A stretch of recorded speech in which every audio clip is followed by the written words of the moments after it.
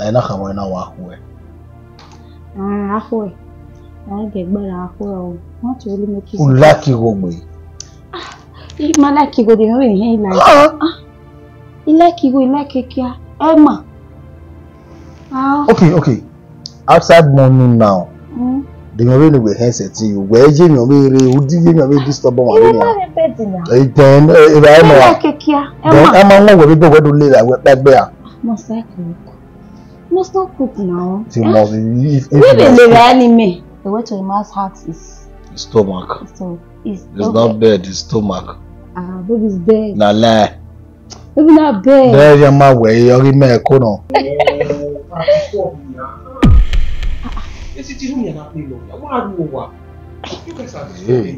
Babe, I know understand your friend though. What's the way? Why you sad? What's the no? I can sense jealousy here. Are you missing somebody?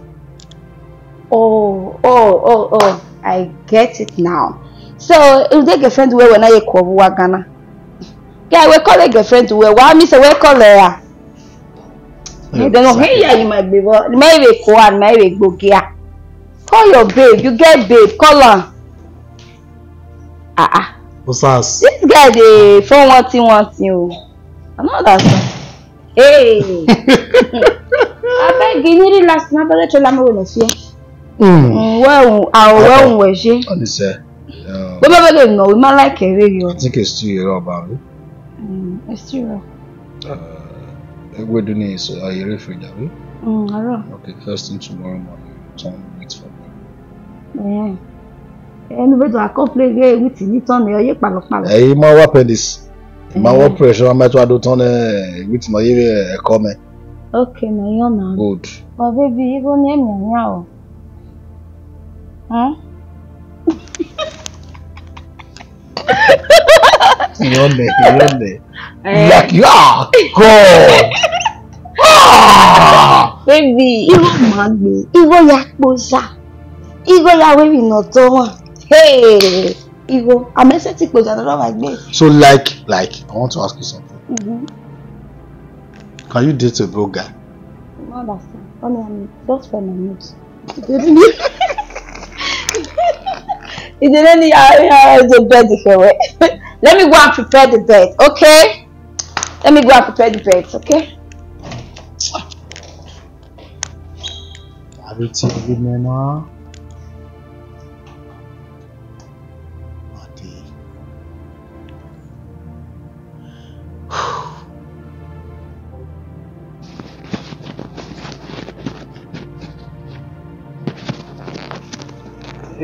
So what you? Yeah, no, I only want to yak man. It's not. What they go to work. Besides, also, no, to keep you busy. They do wire. And then you're not going. We more do wire here.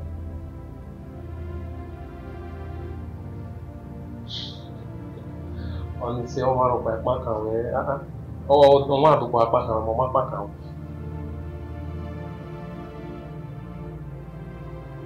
Where were this time wearing or a online I promise you I like you.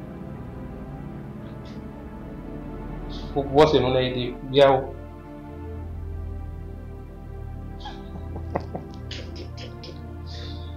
So we. Alright, sorry. I don't put me. I do that. And we watch out. Where the medicine or Yaki will have a song. Then say, look on him. Now, so I won't go here. You know, for my little woman.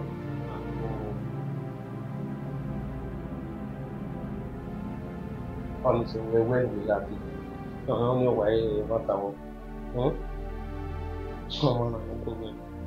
Why cool? Alright.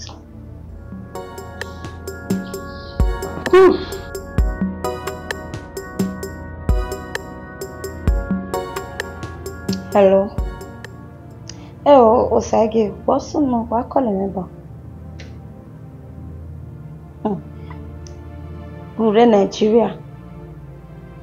Oh, no, no, Nigeria will not call me.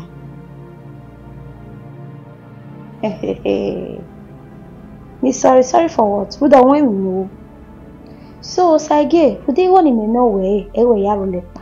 Ewe ya disappear. Una pa matama mewe ukiapa.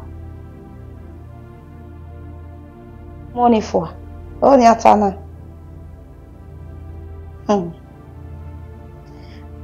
Medo mi we. A problem here. As far as where, iho ni me no way who be hari goni ni me. 700,000 ni no way ni. Ugari me a problem here me we gba me issue. Who am I goni ni me? E ma we na gba me issue. Deal or no deal. Egi tamo egi like iho gbe. Mother say do wa gbo. Ima like iho. Iho ogi ame no. Ima we gba me zo. I bet forget that thing. Now you are talking. Okay, Omana.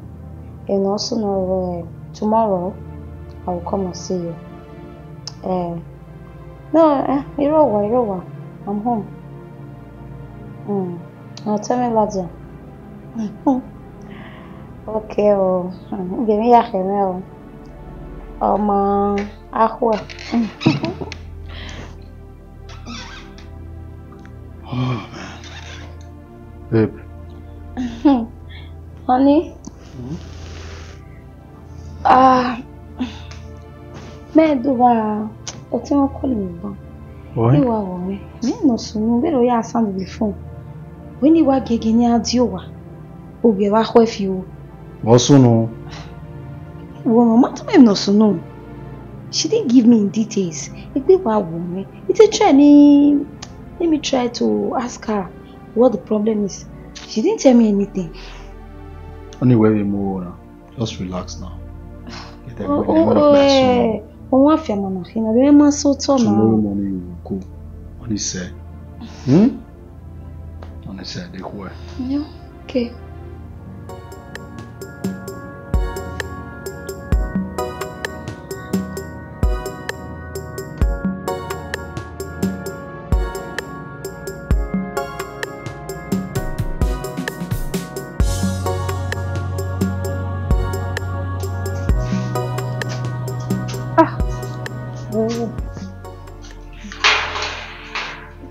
Yeah. Mother. Ma, what is?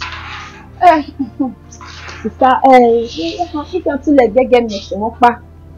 We are now we call her marry. Sister, when you know ni where osele na tie osage. Sage na. If you want to get thing about na when you want to me. Osage no season wa ga ma. How can we dey baby? Sister, na no matter we dey talk so. As e dey hot, na go collect my own share. Made, owo biari wo wie na wa be de gbere pa. Gbe na pa no. Mama relax, my body never tire. My body no dey cry. Gbere no now. That is not the way I want. Sister, you must say again now. Check me now. I don't understand. Agama nyo pa ti na ya fun wa. So sister, calm down. You make get ya meal san bi. See the hot fan, I collect my share. Mo understand. And if you say girl, I want you collect my money, my so we are block out away. I want worry, you go need that money. You won't know why involved you not Jamaican. So when last we go see have a big one. You go Hannah.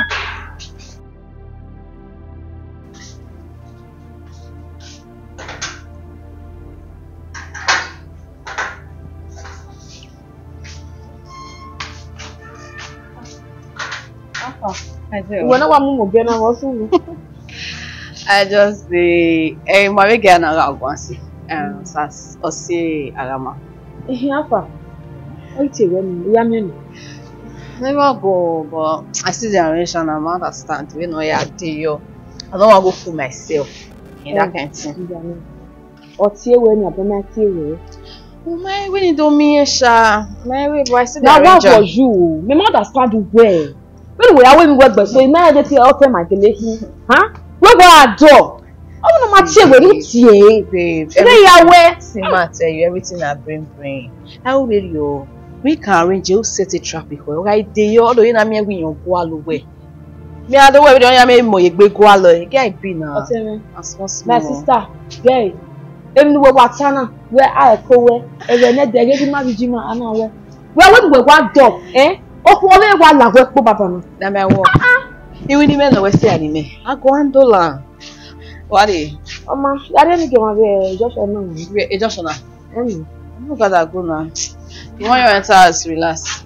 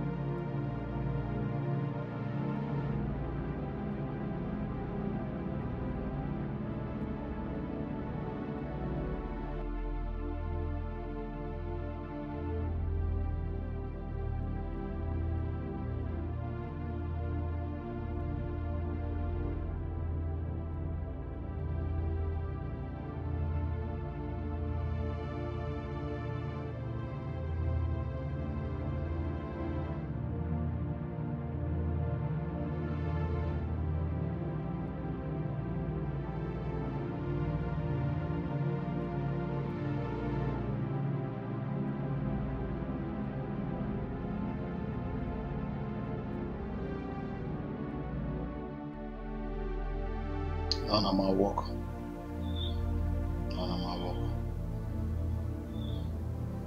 There is something wrong somewhere.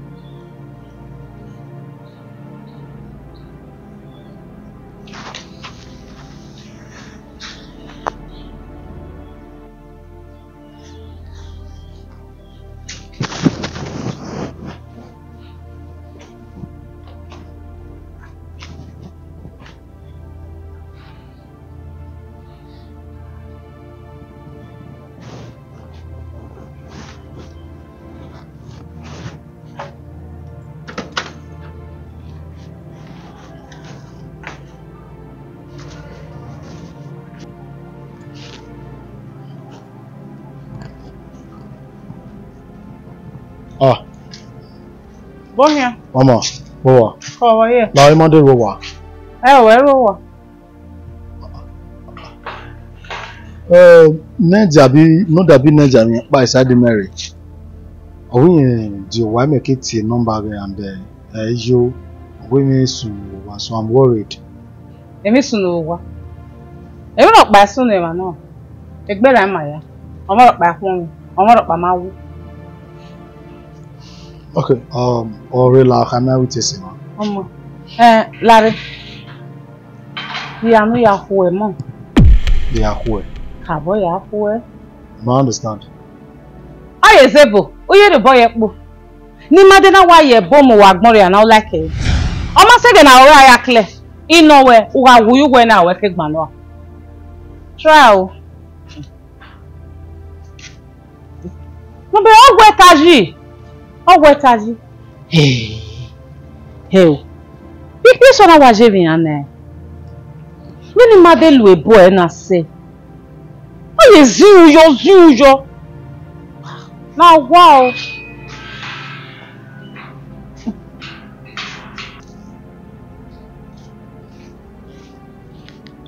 Hello? Okay. Voila. Okay. Yun, hi. Yun na. Mama. Alright, cool. Take care of yourself. Afa. What is that? What is that? Oh, we need to everywhere. Everywhere, sir. When now I call you. Yeah, go wuri we must wa dem me. We am with be. Oh, yeah.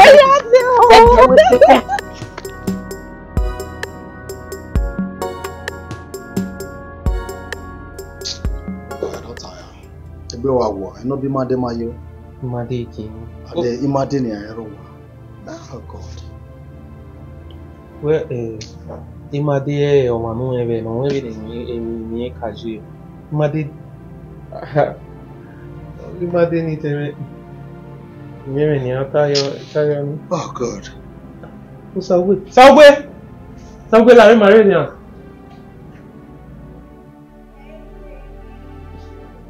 I'm back again. Only a day body will one, I know we know day. Then my wa hama. Yeah, become away, who's a woman can't wait. So now we oh yeah. Oh, yes. Oh yeah. Oh my goodness. You're welcome. Oh. So how was your trip? It's fine. Hi. Do you miss me? Oh, I miss you so much. oh, yeah. Let's see. Oh. You do a meeting inside. Okay. Yeah, Actually. So you do a meeting inside, okay? Okay, fine. You're quick. Alright. Let's take your time over. Okay. I'm inside. Sure. Oh. So where?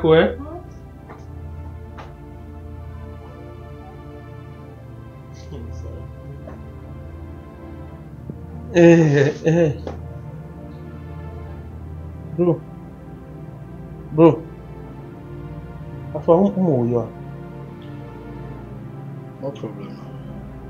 I mean, the way I change. Please. I'm fine. Come on, I do my like in on Arena. Sorry, yes, I've said I'm okay. Alright, I don't know be my hammer. You be a hammer way. Who my can way?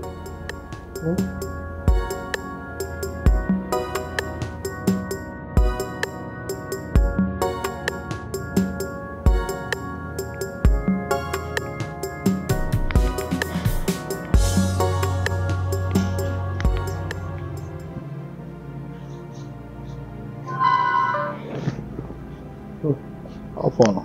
I hear. You have to do it. I hope no problem. Yeah, no problem. Okay. Hey, Baba.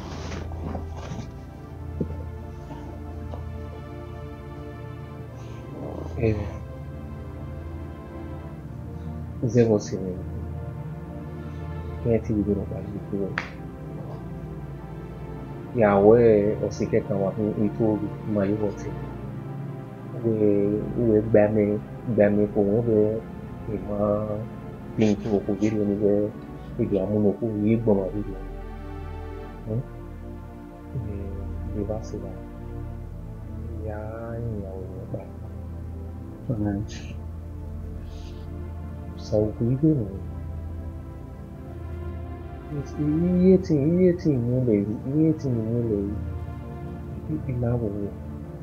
no that way from the first day no lie one you got me say we the okay in that way okay no lie one na kede ya de na we gba ko da lo ya ko ni ya so the feelings in our body now do I that now go ya ya we take us give you the chance the vast of yes you can come back to the world in for one motor power and you shall go Sorry, only say. Okay, back way. Because it won't work. You understand? Mary go away. That is some more courage to your go on. No problem. I don't get it. I don't have problem with that. You guys can go. David no go alone or David no go with Mono. Yes, if you make me more. I hope where Thomas will talk him into these actions.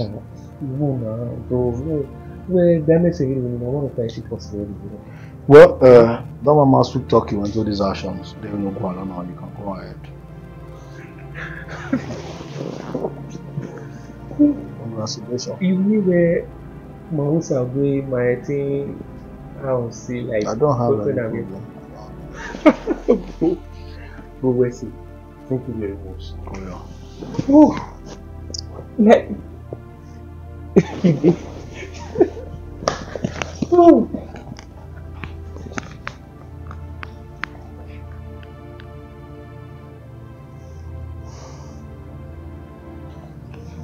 Celebration time, everybody make una combo. Celebrate. Babe, guess what? Guess what now? Stop.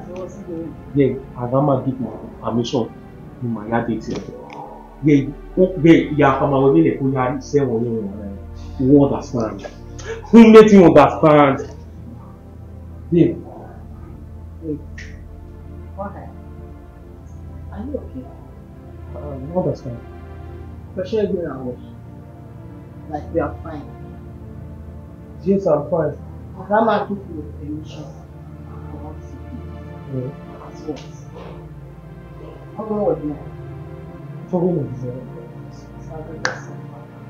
So we just so far. We? for women, How come I carried the permission when they were paying for me? Are you a king? so we. O se me no nya. Ye ti wa ni ke. Ti wa buya di ma we verse 1. Besides, you ga o wa we ere ga no to ni. Wa we come back. Go down go in our now. You can meet wa back star boss in the se me no nya. Okay. It's fine. I have my permission women now. Agree? Everybody. Yes.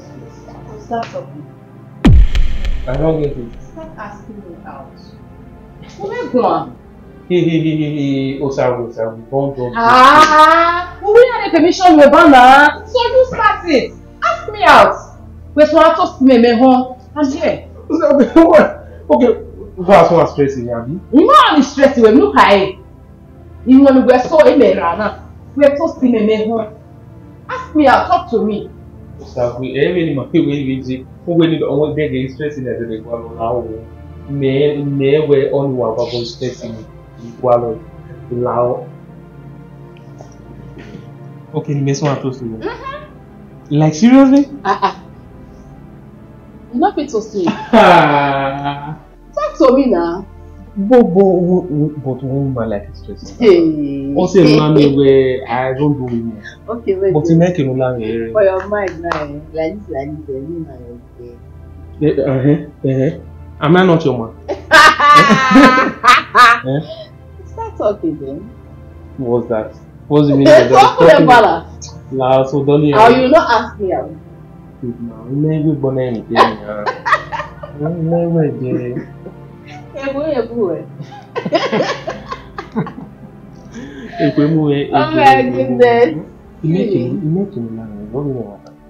Maybe valuable can't be there. You need to go. It's okay now. Oh. Yeah, come on, really have Really? in making really marry. Seriously. Me. We are to go. How? Subway. Even know you go or you know your life. Or one. What?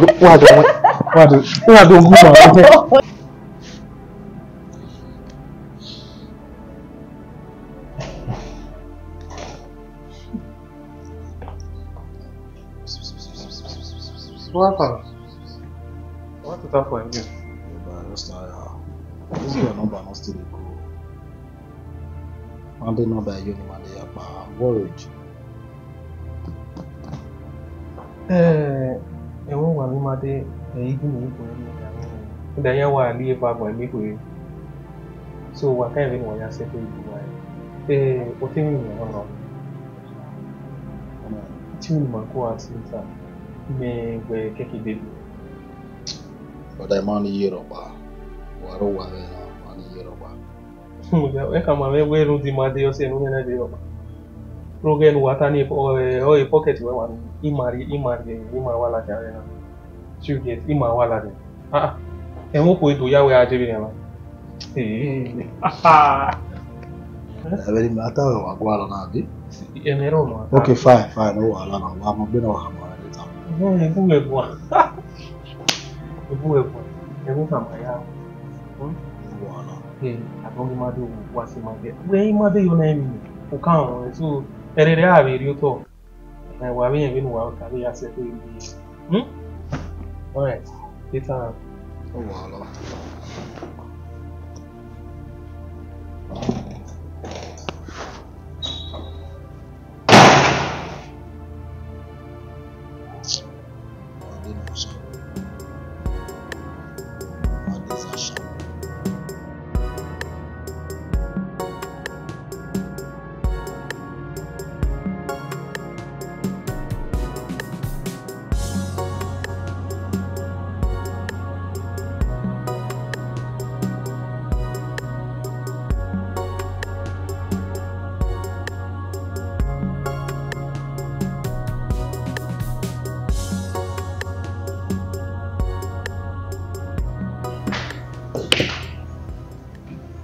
What I have to do Okay. You like it? One more say. Yeah.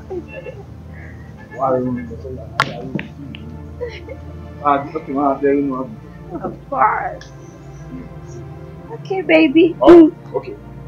Okay. Look at it. Okay. Yeah. Now. Okay. Waiter.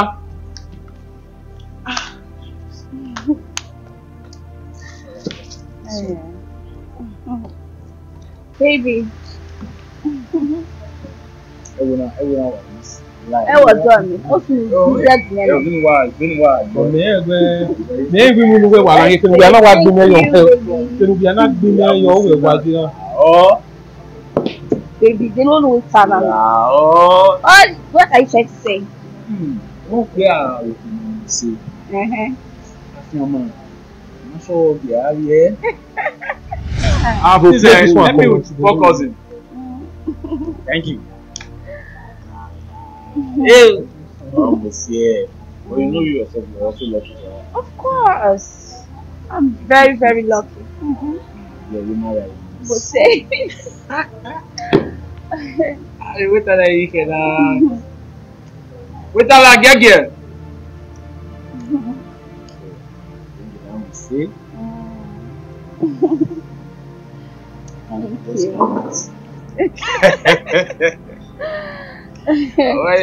Wait till back. Focusing. Yeah.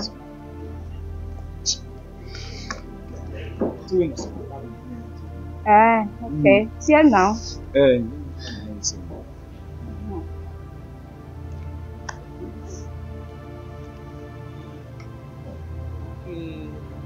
What's in it?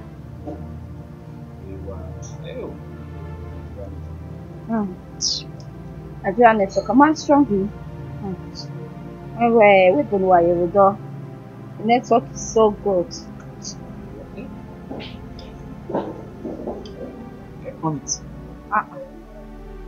Call your WhatsApp. Oh, you direct them. Try. You might get food where we bought out to Taiwan. Yes, you didn't.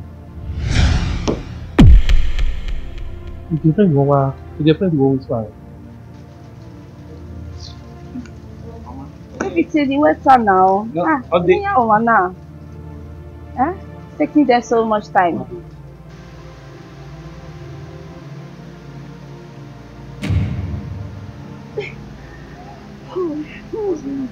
Baby. Alright. Madam. Will you take your hands off? Are you mad? Hold on, boy. Oh, Mr. Man, shut him man. Hey, bro, calm down. When nothing on our go, calm down. Don't worry, how can you walk up to a man like me? I know what a woman where I'm not. A man like me. Hey, bro. Madam is big. Hey, bro. You are like me. I don't Hey, understand. bro, who did this person? Bro, stay out of this. Just stay out of this. I got to when you stay out of this. You know, stay out of this. You know, tell them now. The madam is big. Agama. Say madam. Oh, my God, We don't have anything. You carry it.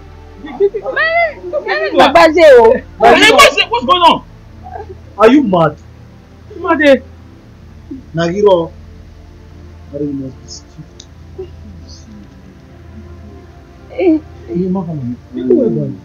So what is it now you? Madam Nagiro. Nagibi. Where now? Why you with the no? I mean where my hero. Then what's going on? Waggy Nagiro, Abi. Waggy and I gave you ring yesterday. I proposed to you yesterday. Now accept. You were still dating this guy. Then we have the food. You see why I around this? Baby, it's not what you think. Okay, what is it that I'm thinking? Where explain my name? Baby, Why the madam? Ọmọ náà wọ́n kú báyìí náà nínú ọmọ náà. baby, would you know? I'll get one. I'll try. Ọtí ọmọ ní ìgbésí Madam mi. Nagiro. Baby, yeah, me. Abebe, only move should be. Are Are you mad? Baby, now. When I don't wait, are you what does it? Eloja. I think I've gotten enough for you. Baby, now. Now. It's not what you think. Well, okay, it's 4 hours away. And some have it. Baby, now. Wait, more. You're the one I love. Wait, man, Made love.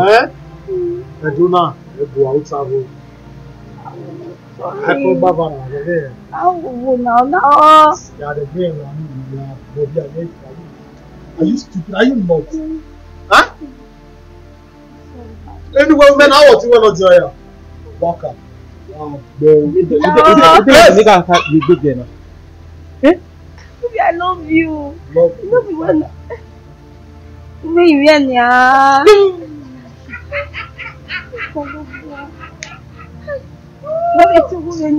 Nonsense.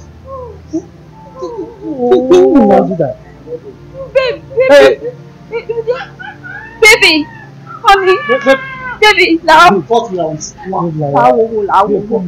me, now, baby. Wait, more. You are the one I love, baby. Now, Can you imagine?